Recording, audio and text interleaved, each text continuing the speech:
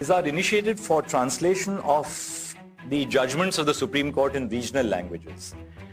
Because we must understand that the language which we use, namely English, is a language which is not comprehensible, particularly in its legal avatar, to 99.9% of our citizens.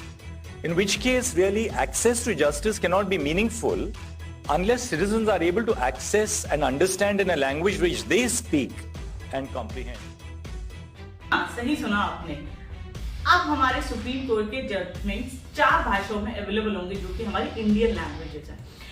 तो जानते हैं कि actually official language English को करा किसने था।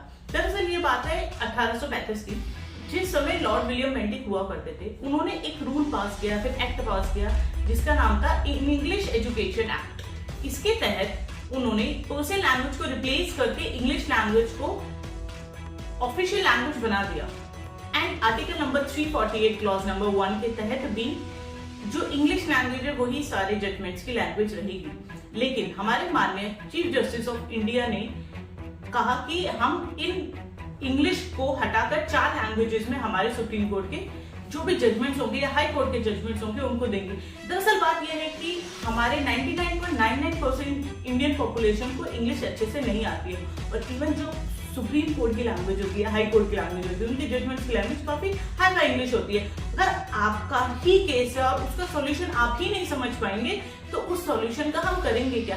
इसलिए इस इंग्लिश को हटाकर हम 4 भाषा ले आए हैं, जिसमें अब आप जो भी ऑफिशियल आपके जजमेंट्स है आपको उसको सुन भी सकेंगे और पढ़ भी सकेंगे। तो जानते हैं वो भाषा कौन कौन सी है। पहली भाषा है हिंदी, दूसरी भाषा है उड़िया, तीसरी भाषा है गुजराती एंड चौथी भाषा है तमिल।